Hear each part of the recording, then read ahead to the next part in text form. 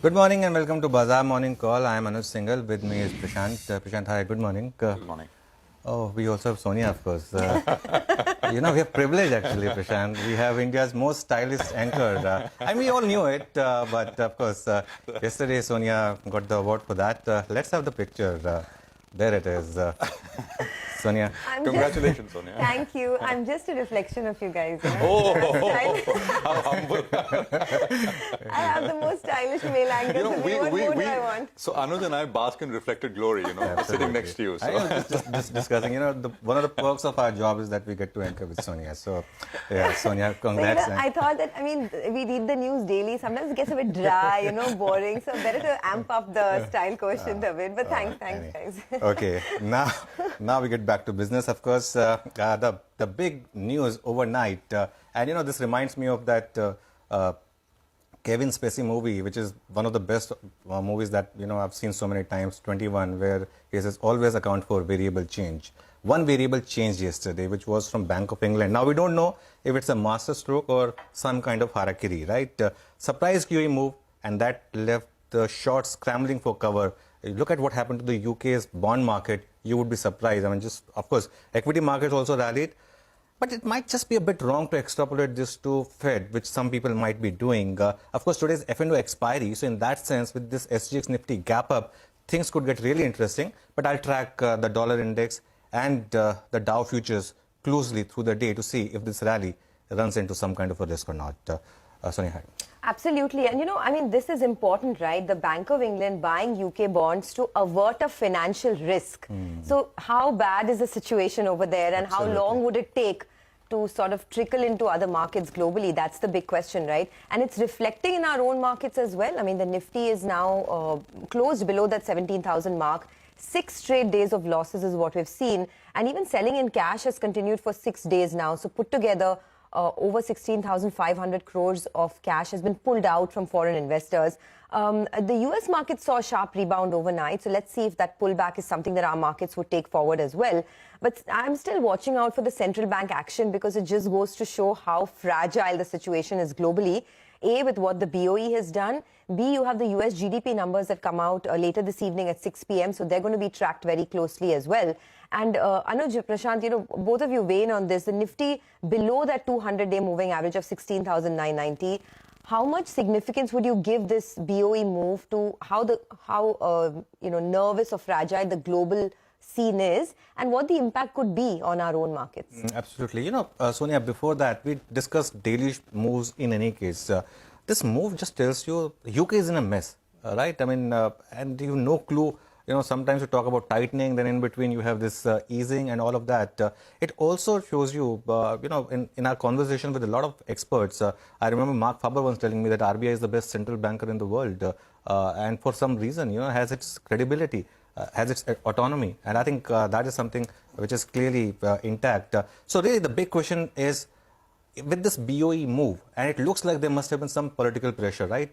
Have governments started to reach some kind of maximum pain point? With the way the bond markets have been moving over there, and in that case, will you see more action from the other central banks as well? For long, of course, the market believes that at some point the Fed will also pause.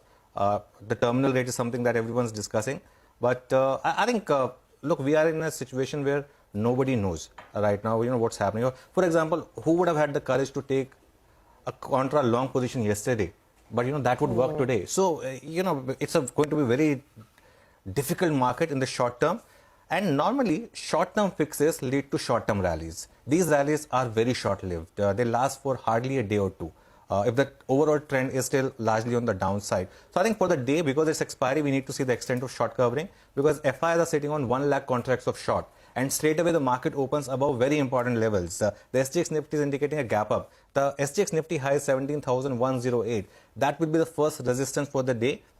Anecdotally, you see on the days of big gap up or gap downs, the SGX Nifty high or low becomes your first reference point. Also because today being the monthly expiry, you look at the options data, 17,000 call and 17,100 call have combined open interest of 1.62 crore shares. I think 17,000 call writers will be in trouble starting 9:15. What about 17,100? I think for that to sustain, you need to see Nifty go above 17,120 and trade above that for bigger short covering. If that happens, then there will be bigger short covering. However, if that doesn't happen, then the risk of this rally being suddenly sold into will be very high, and that's something that you got to keep at the back of your mind.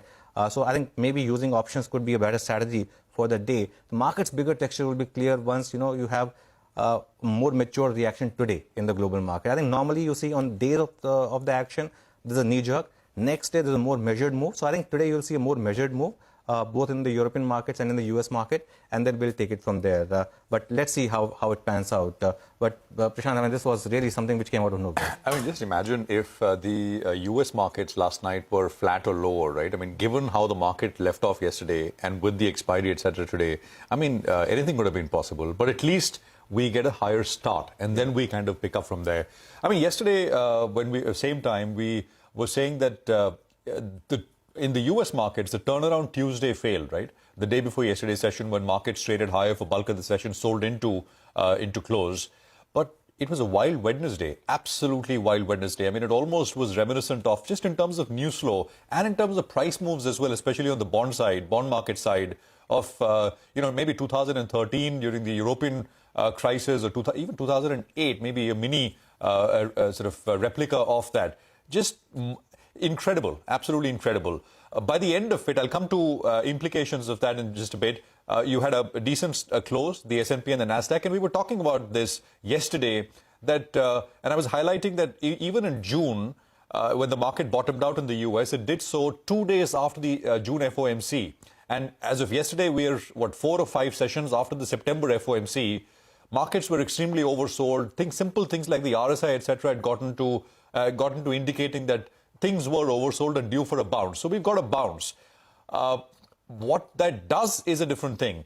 Can this continue for a bit longer? I think it could. The E-mini futures, right, that's on the S&P, that's posted a bullish outside day. It's closed above 3733, and it's left off at about 3733, which means it could get up to about 3850 kind of levels.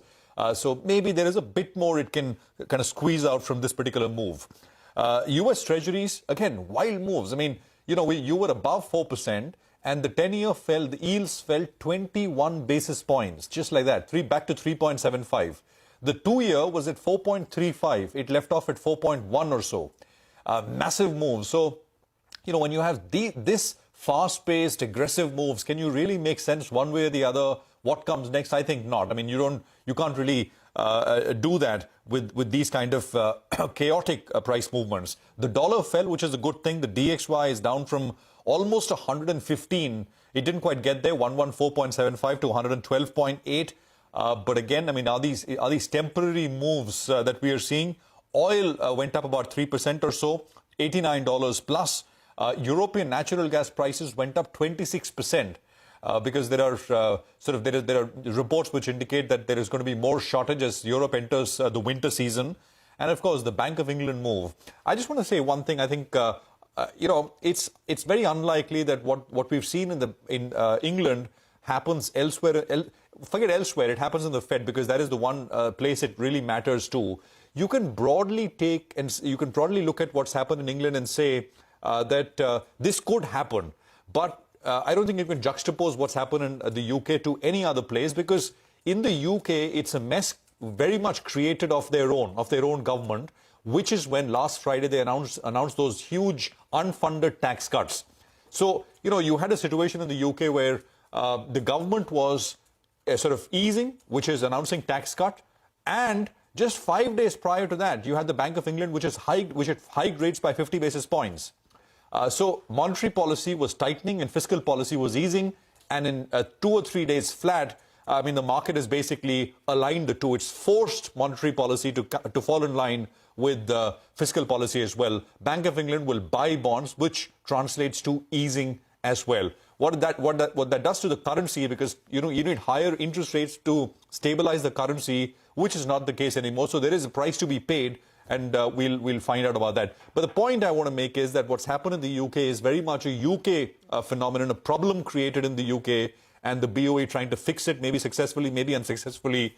In the US, I mean, I don't think you should kind of jump from this to say, well, you know, it's about time that the Fed will start to pivot as well. So that's the point. Sonia. Absolutely. And let's see what happens from here on, right? The IMF has said that it's not recommended, the kind of moves that the UK government has done in the last many days. So there's complete chaos over there. But we have a couple of guests joining us to tell us how to approach the markets. For now, it's a big rebound that we're seeing across the US, as well as the SGX Nifty indicating a start well in the green. Let's kickstart the show with a comment coming in from Jonathan Garner of Morgan Stanley, who says that they would caution against the view that the Bank of England's action to stabilize the gilt market via restarting quantitative easing to preserve financial stability has read across to the US Fed Reserve's battle against inflation. Likewise, it does not appear to mean that a major peak in the US dollar is imminent. He expects that there will likely be a short covering rally in Asia and emerging market equities today, but the duration of that rally is uncertain. Okay, let's get you some money market views as well. Then Parul Mittal Sinha of Standard Chartered Bank says that the USD INR continues to trend higher in line with global forex on dollar strength amid continued strong risk of sentiment leading to the FPI outflows. Forex losses were capped as the RBI likely intervened through a combination of tools, including the overseas forex markets. USD INR traded very close to 82 yesterday and is expected to trade in 81.70 to 82.10 range for next week. Global currencies, including USD INR, are in uncharted territory, and they expect global central banks to continue intervening to support the markets. And on the bonds, Parul Mittal Sinha says the bond and swap rates saw upward pressure, mapping global moves along with repricing of domestic terminal rate expectations beyond 7%. The market's focus is now on the MPC decision this week, with a likely 50 basis points rate hike and a hawkish shift in the policy stance to neutral from withdrawal of accommodation. She expects a 10-year yield to trade in a 7.2 to 7.4% range this week, with an upside risk from higher global rates and falling rupee liquidity. News of the index inclusion, if any, and the second half borrowing calendar will be watched very closely.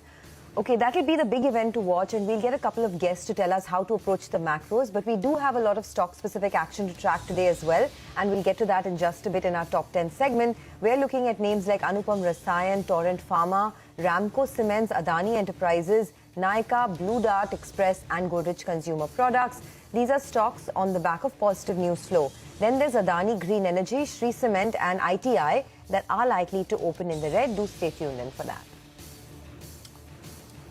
Okay, let's listen to what the former Fed Vice Chair Roger Ferguson had to say on the Bank of England's action on postponing the gilt sales, which is QT quantitative tightening that were due to begin next week. Listen. There was a budget that was large tax cuts, unfunded, and that led to the obvious presumption that the UK government is going to have to go into the markets and issue a huge amount of debt. That clearly roiled markets, and I think what you saw today was the Bank of England stepping in basically in a financial stability rationale, saying that they wanted to basically keep markets under control and basically also get control of interest rates. And so that's really important. The other thing to recognize is there is a concern that a number of pension funds and others might have to sell bonds, which would have created even more of an effect. So it was really important from a financial stability rationale, and I think the government has recognized that. Okay, all right, so that's opinion coming in. But let's get some more going. Gary Schlossberg is Global Strategist at Wells Fargo Investment Institute, and he's joining us right now to take some questions. Gary, great to have you with us here. Thanks very much. For those who are asking whether, what happened in the UK is soon coming to the US as well, what would you say? Well, as you pointed out earlier, it was really more country-specific. Certainly, if it did spread to other countries, and there are other issues out there, if it really began to unsettle the global markets, the Federal Reserve would have to take note. But at this point, the Fed remains focused on inflation and staying with, we think, that hawkish monetary policy, pointing toward a fairly aggressive move in November and perhaps December. Gary, good morning. So in that case, would you say that this is a rally to perhaps sell into if you could not in the entire downturn? Well, time will tell, but our feeling is that the fundamentals in the global market in general, in the U.S. in particular, really haven't changed. We see the economy headed toward a moderate recession beginning very, very late this year, early 2023.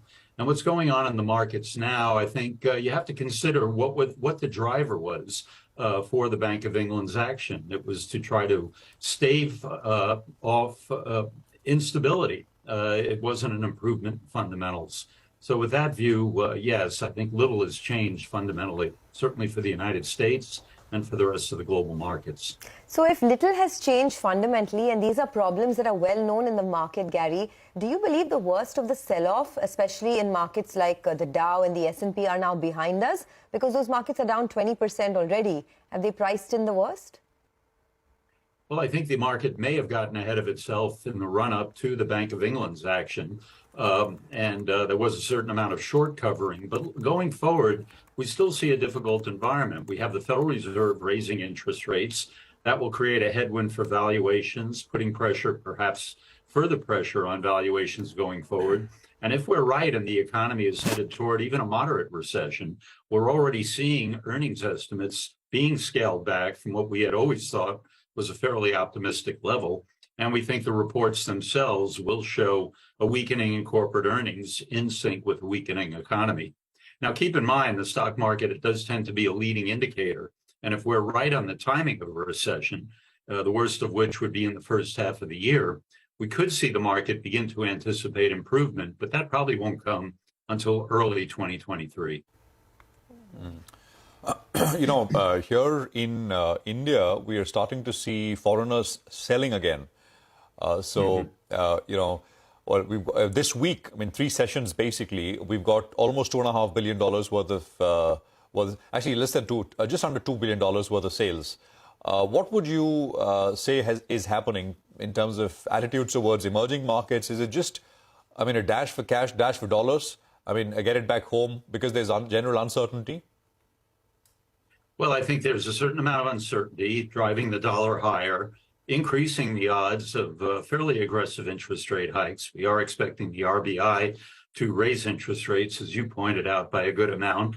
We're already seeing the Indian economy beginning to slow in its growth rate. Now, growth is still quite attractive compared to rates that we're seeing in much of the rest of the world. But the growth outlook is beginning to dim a bit. So to the extent the market had priced in a solid growth rate, we're going to be losing a bit of that. And at the same time, with the Federal Reserve expected to continue raising interest rates, providing that underpinning to the dollar, that will create an added headwind, not only for the Indian market, but for many other emerging markets as well. So what does one do at a time like this then, if you are an investor in India? Because if you believe that the Indian economy is growing, but the growth is slowing down, you think at some point the markets will play catch up? We're not even down 10% from the top. If there is more to go on the downside for India particularly, what's your advice to investors?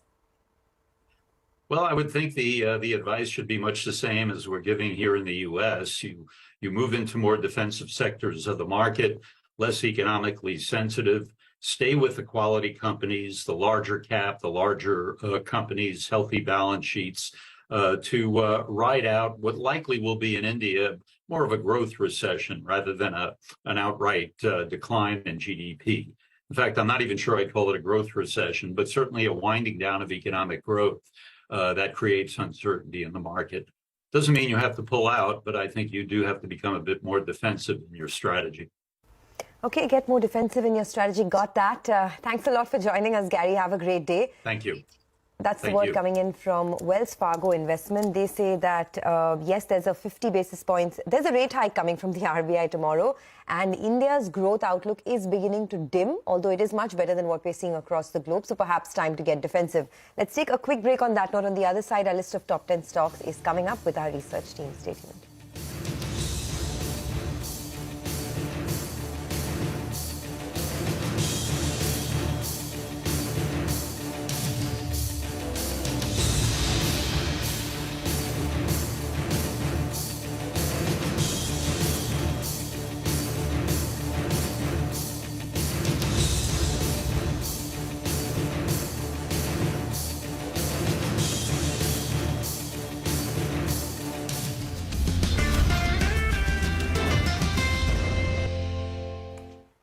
Well, we kickstart the morning with some positive news flow. The SGX Nifty is indicating that there will be a pullback today after 6 straight days in the red. But let's see, does that get sold into? There's a big event tomorrow as well, so the market will have to negotiate that. But plenty of stocks to talk about. Anuj, what are you looking at this morning? Well, Sonia, the point here is what's been the genesis of this fall, dollar strength, and that's reflected best in the in the commodity markets, right? So some of the biggest losers have been these commodity stocks. So they will have a gap up today because dollars retreated and there's a global risk on generally. I think keep an eye on names like Hindalco and Tata Steel. I mean, if once and if the short covering ends and they start to decline, I think that will be the first indicator of whether this market rally itself is ending or not. But either way, I think these two stocks perhaps today could be in for some really decent moves. So I'll keep an eye on both these today. All right, Anuj, thanks very much for that. Now, Anupam Rasayan is in focus. Nimesh told us about the a share sale there, which is happening, and we have Adani Green in focus as well. Vivek is standing by with both those. Vivek, hi, good morning. Well, good morning. Two stocks on the radar. First, we're talking about Anupam Rasayan. Remember, in May 2022, the company had received the board approval to raise funds via the QIP route of up to 800 crore rupees. And yesterday, the company launched the QIP late last evening. The floor price for this particular QIP was set at close to 763 rupees a share. Now, what we understand from our sources is that the company at this point of time is looking to raise close to 500 crore via the QIP route, and we understand that it will be at a 4.4% discount to the closing price. So the final pricing of the QIP is expected closer to 725 rupees a share. On the other hand, the stock in focus is Adani Green Energy. Remember, global major Total owns close to 20% stake in the company, and Total yesterday had an investor meet where the CEO has actually told analysts that the 20% stake in Adani is something that they're looking at as a source of potential cash. So watch out for this particular stock. In the coming few days, you may actually see some pairing of stake by Total, and this may lead to an overhang as far as Adani Green is concerned. Okay, Adani Green, in fact, in the last 1 month has tumbled quite a bit. It's almost a 20% knockdown that Adani Green has seen. We'll keep an eye out on that. Thanks, Vivek. Let's move on. Ekta's with us. She'll tell us about Torrent Pharma. That has been in the news since its acquisition. Ekta, over to you. Thanks for that. Well, yes, Torrent was in focus yesterday on account of the acquisition, but today the news with Torrent is that the Indrad facility for the company has now been inspected by the US FDA. This inspection was completed yesterday, and the US FDA has issued 3 observations to this facility. Why does this become important? Is because this particular plant has a warning letter on it since 2019. It was inspected in April 2019, issued 4 observations, which turned into an official action indicated status in August 2019, and eventually a warning letter in October. So the street will be anticipating or wondering what those 3 observations are, because that will determine the future course of action for this particular facility.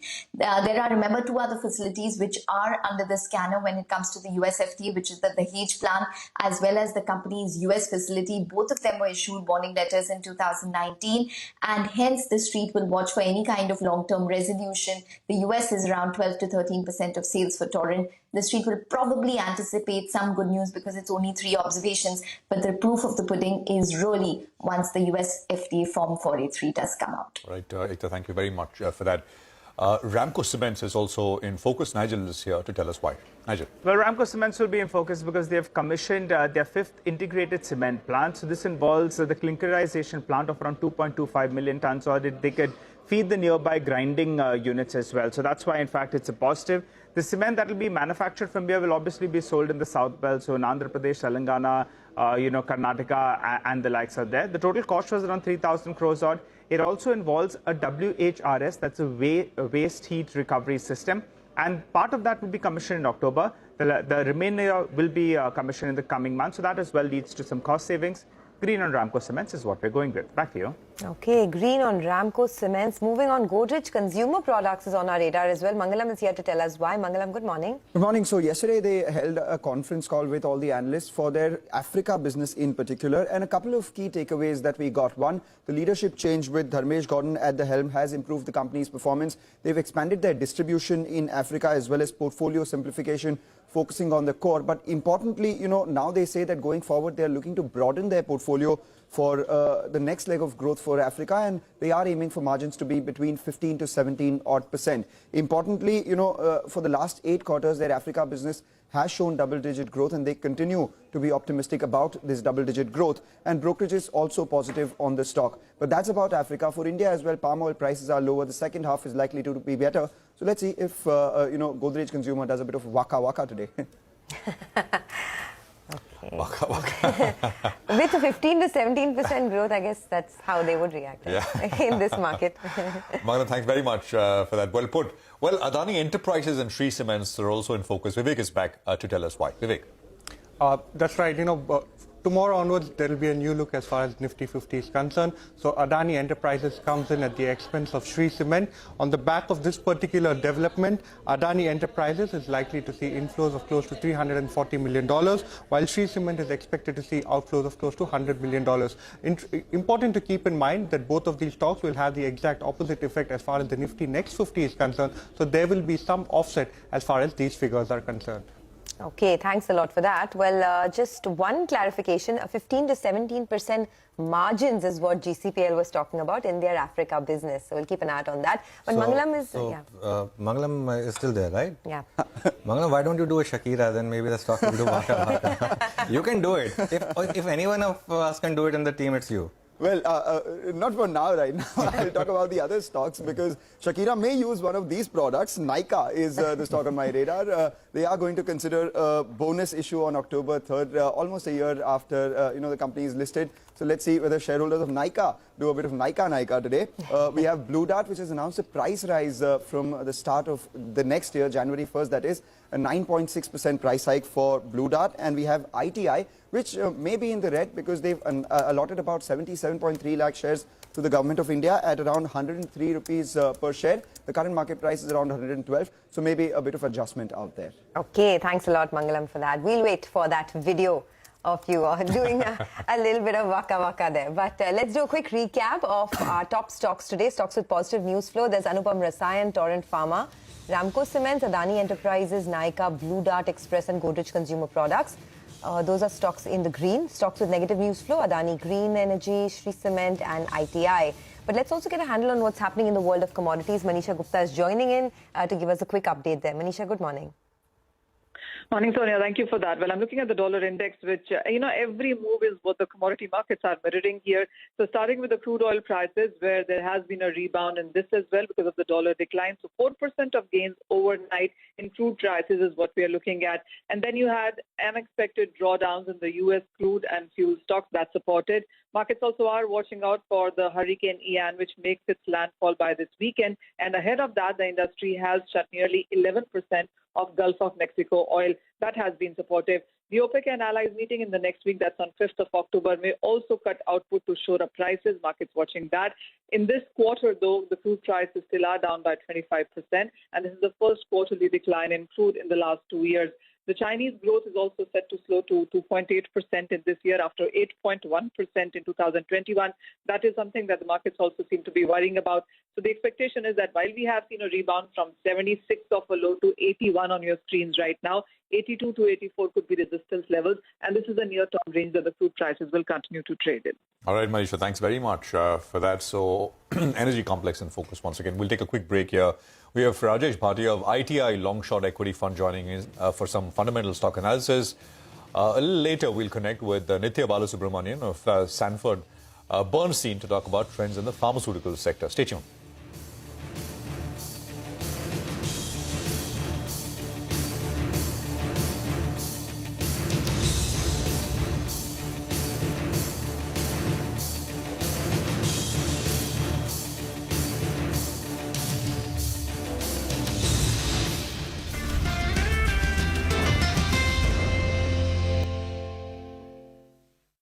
Welcome back. The SGX Nifty is indicating a gap up. Now keep in mind, 17,033, its expiry day.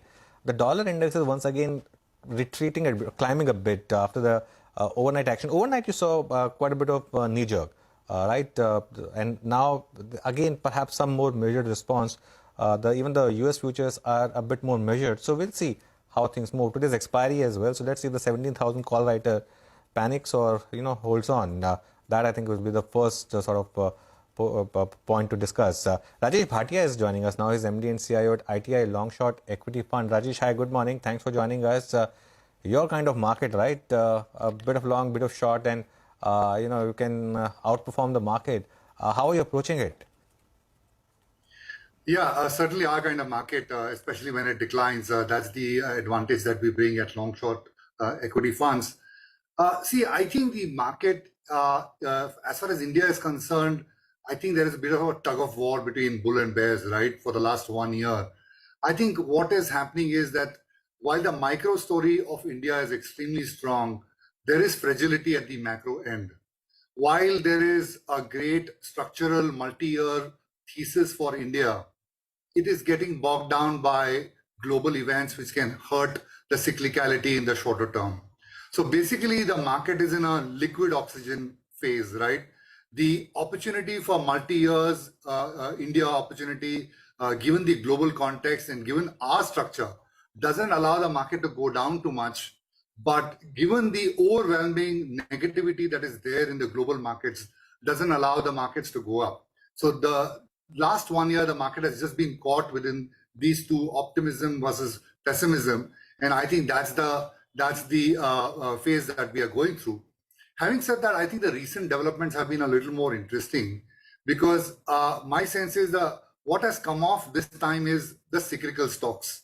You could argue that the cyclical stocks like auto, banking, real estate, etc. had also done well.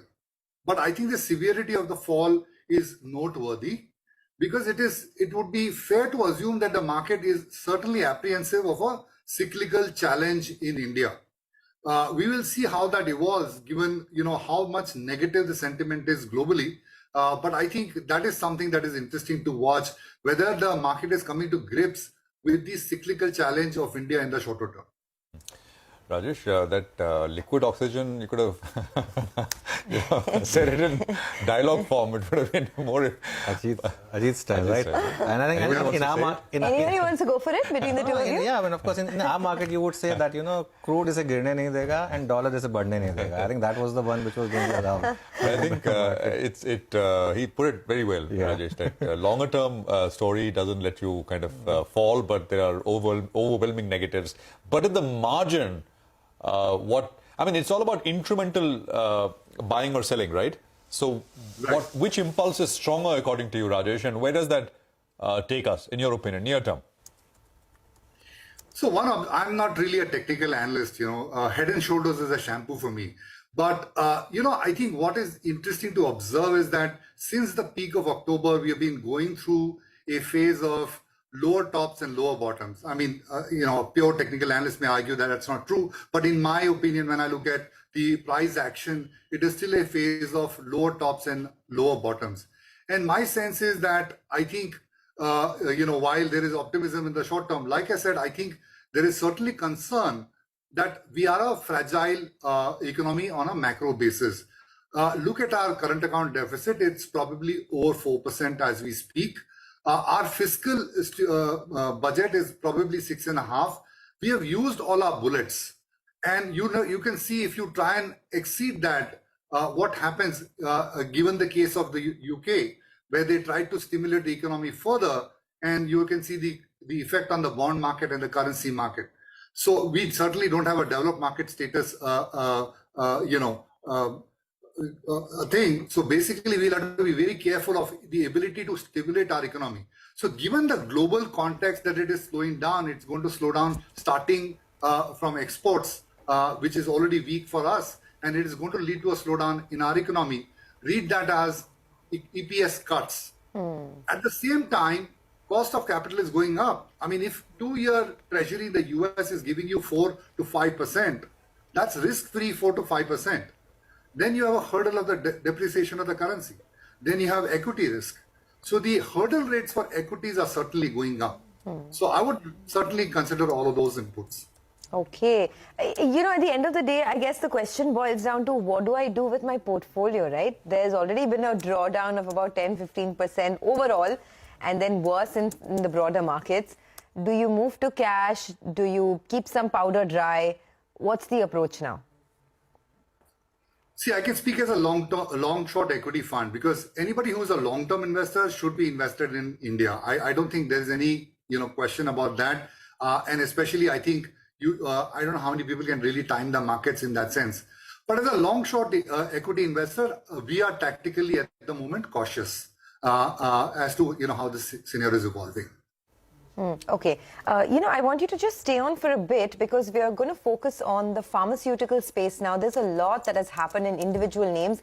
Nithya Balasubramaniam, the director at Sanford Bernstein, joins us now to talk about that. Nithya, good morning and thanks for joining in. At the onset, let me just start by asking you about the space as a whole. There's this theory that in a tough environment when risky assets are not preferred, the street moves more towards defensives like pharma. So do you expect the pharma stocks to outperform? And then we'll get to them one by one. See, I think the thesis makes sense. However, there are some concerns with the pharma sector, largely pertaining to the US market. So generic pricing deflation has been quite high in the last year. We're also seeing a lot of traction with respect to FDA inspections, and more often than not, they're ending up in a 483 and a bunch of 483 observations. So I think investors are still cautious, even though, as you're pointing out, pharma is a defensive sector. And given all the macro headwinds that we are talking about, I think this is a sector which will show resilient growth, at least in the domestic market. So locally focused names here, Nithya. Is that the kind of bunch from which you want to buy stuff? No, I'm a bit more positive on the US market and the rest of the year. I do believe that generic pricing will look better. I think we were looking at about 10-11% pricing deflation on the base last year. I'm hoping that comes off to a more manageable 5 to 6% levels this year. And on top of that, there are a lot of brands that are losing exclusivity, which means more opportunities for generic companies to launch new products. And in particular, Revlimid is shaping up to be quite a meaningfully large opportunity for names like Dr. Reddy's for sure, which is launched. But I think Cipla is also in the market. So we do expect the US story to turn around. And in addition, I've always been a big believer in continued growth in the domestic market. While we do have a large base from last year, and therefore last quarter was a little subdued, but if you look at data that's coming out in the last few months, we are seeing a fairly healthy, close to double-digit growth. We're talking about 9 to 11% kind of growth is what we are noticing in the India market as well. Okay. So I do see the earnings turning around in the second half of the year. Nithya, good morning. One stock that stands out is Cipla in its strength. What's going so right for the stock, and what's your view on the stock? So Cipla is one of our topics, and both in the short term as well as the, let's say, the medium term, about 1 to 2 years from now. And the primary reason is, one is, of course, they have almost 45% exposure to India, and we spoke about why the domestic market is attractive. But in addition, I think Cipla is one of the few names which possibly has multiple tailwinds supporting their growth. We do see double-digit growth rate on the back of a very strong, complex generic pipeline that they have been developing. Last earnings call, they spoke about how they have 10 such differentiated assets, each of which could be, $30-35 million kind of annualized opportunity. So they have many more shots on goal compared to most of the peers. And therefore, we see one material opportunity after the other materializing in the next 2-3 years. And therefore, possibly one of the few names which will grow quite aggressively in the US market. Nadev, this call is like a tactical near-term call, or you're saying that generic pricing is now turning around? I mean, it's hit rock bottom and it's turning around. We had the management of Lupin not very long back with us, I think about a month and a half back. And to quote him, he said that, the US generic market used to be like El Dorado. Now there is a drought. And we don't see the drought ending anytime soon. The end of quote. This is their comment. Yeah, go on. See, that's a fair comment, because competitive intensity has not come off. Right? You're still seeing 12 to 15 competitors in any generic molecule. I think my comment around pricing was more relative to what we saw last year.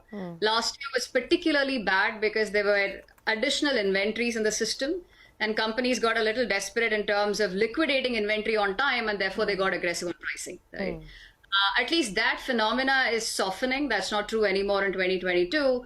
And therefore, we're looking at a more normalized price erosion levels. It's not that price erosion won't be there. I think that's the name of the game when it comes to US generics. And I fully agree that it's not a secular growth story. It'll be players who have something interesting in the pipeline, right? Something differentiated, something where they're likely to see very limited competition and therefore they can get high market shares and enjoy good pricing. Okay. So at least in our coverage universe, Cipla is one of those names. Okay, Cipla, and then you have Dr. Reddy's as well, right? That will benefit from the launch of Revlimid. I was reading that Revlimid had sales of almost $13 billion globally in 2021. So tell us, for Dr. Reddy's particularly, are you raising your earnings estimates? What is the kind of target price you have on the stock because of this opportunity? So if you look at Revlimid in the US, which is the opportunity we're talking about, it's about a little more than $8 billion before generics entered the market. For Dr. Reddy's, I think the reason it's interesting for Dr. Reddy's is in two of those trends, so the 2.5 milligram and the 20 milligram, Dr. Reddy's actually has a first-to-filer advantage in the sense that they'll be the only generic in the market for 180 days. In the rest of the trends, Natco, who's partnered with Teva, had already launched in May, and Dr. Reddy's is now one of the second generics in the market.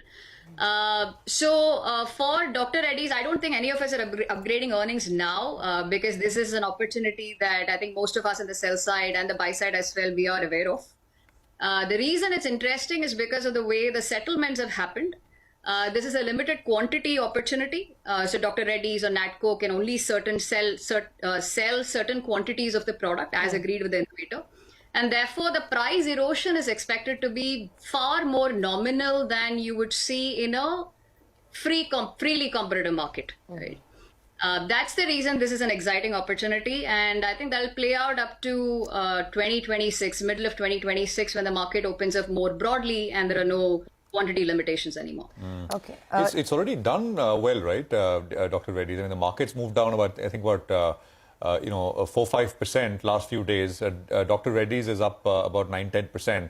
Outside of this particular opportunity, is there any visibility to for the company to get to its medium-term margin guidance of about 25%, or not really? See, we do think that Dr. Reddy's is one of the more deeper pipelines when I compare it to peers. While not a lot of these are, complex generic or limited competition opportunities, I think the tail is actually quite long. So beyond these products as well, we see them as participating in pemetrexed, bendamustine, bortezomib. All of these are injectables.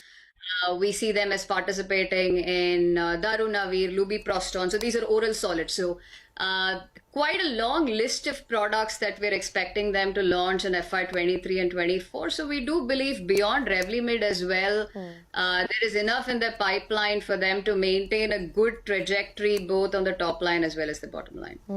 Just one final question. What is going so wrong with Lupin? I mean, last year the stock was what, at 1200? It's halved since then.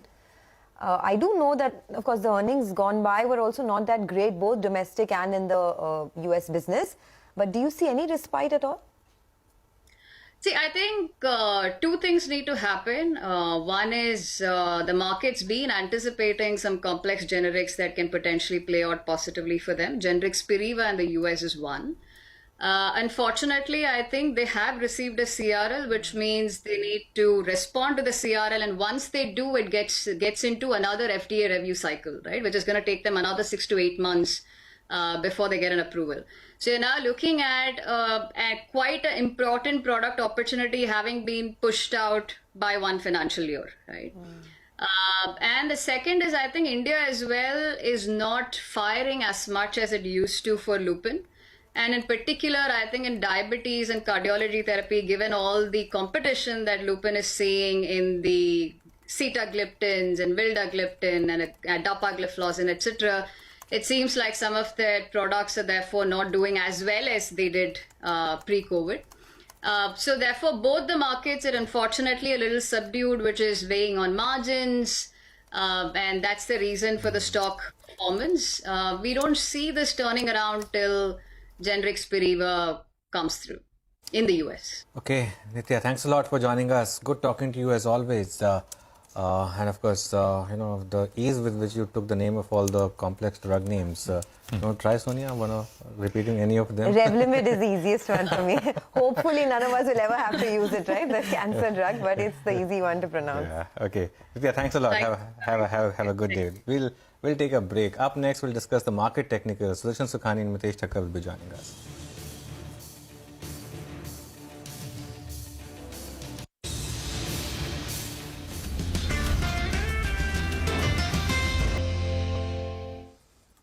Welcome back. The SGX Nifty is indicating a gap up, and let's see if that sustains or not. 17,020, though it's off the morning highs. Sudarshan Sukhani and Mitesh Thakkar now joining us. Gentlemen, good morning. Sudarshan, at 3:30, it would have required a lot of courage to take home long positions, right? Those who would have done it will get rewarded, but that's more of a punt than a trade, right? But how to approach trade today if we open with 130-point gap up? Yeah, good morning, Anuj. You are quite right. A punt or a gamble or a completely random decision. So at 3:30, the idea of taking a long trade would have been without any basis, but I'm sure some people did it, and good for them. See, the trade is that the market is in a correction. Now, corrections are not easy to trade. I keep on repeating that. We see gap downs, gap ups. When we go long, the market comes down. When we go short, the market goes up.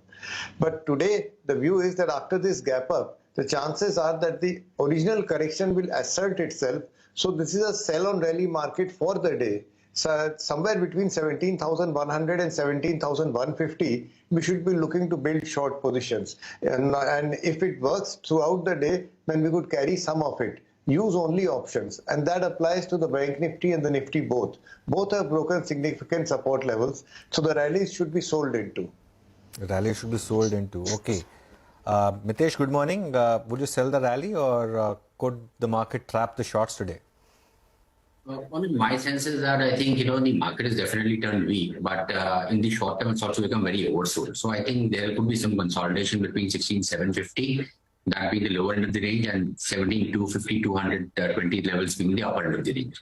So I think today we might actually start the journey towards the upper end of the range. In that sense, I think, a dip can be bought, not the opening gap up, but I think if you get a 50-point dip post that, then I think you might want to explore a long for targets of around 17,200, 250. So I think it's a phase when the market will become choppy and consolidate within a range. Okay, what about individual stocks then? Let's get down to that. Mitesh, what are you looking at this morning? I have 3 buys and a sell. Asian Paints made a fresh 52-week high, good breakout there. Buy with a stop at 35.40 for targets of 36.50. HUL is a buy with a stop at 26.80 for targets of 27.50, and Divi's Lab, that's a buy with a stop at 36.65 for targets of 37.75. One stock I would want to explore selling on some kind of a opening gap up will be ITC around 328. It's had a very good rally, now showing first signs of a correction. So on a bounce sell around 328 with a stop at 334 for a pullback to about 315 levels. Mitesh, this is the first sell call on ITC in this year. Going against the trend. Yes. So let's see if that works or not. I mean, obviously, actually that's what I like. I mean, if you are willing to take the counter trend, because sometimes it's easy to just stay with the trend and say, okay, buy the dip, but even if you can preempt, I mean, obviously Mitesh knows the risk that he'll be taking with a trade like ITC. And it has rallied a lot, to be fair, Absolutely. right? So maybe this is the right time to go counter. Yeah, I mean, who knows? Absolutely. But, he's taken the call. That's what I'm saying. Sudarshan, what are your stock calls? Well, it's mixed buying and selling both. Berger Paints is a buy. Just like Asian Paints, that is making new highs, while this one is not making new highs. It's been in a completely narrow range for the last 6-7 days, while the Nifty was tumbling down. That shows a lot of relative strength. So it's a buying opportunity with a stop under 622. BHL is a buy. BHL has been moving in a narrow range for 3 days. It's outperforming the Nifty in the short term. I think there is some bargain hunting buying possible here. Buy with a stop under 55. GNFC is an intraday short. The stock has been weaker than the Nifty, which says a lot. So the stop loss is 3632, and it's an intraday only. All short positions should be intraday. And Hindalco continues to remain weak. If the markets weaken in the afternoon, then one of the first stocks that's likely to be hit will be Hindalco. It's an intraday short with a stop above 373. Okay, thanks a lot for that. Just stay on, we'll come back. We also have the pre-opening rates kicking in a bit, so we'll get to that as well. Our guest in just a while will be Rashesh Gogri of Aarti Industries. He'll join in to talk about the pharma business demerger. Do stay tuned in.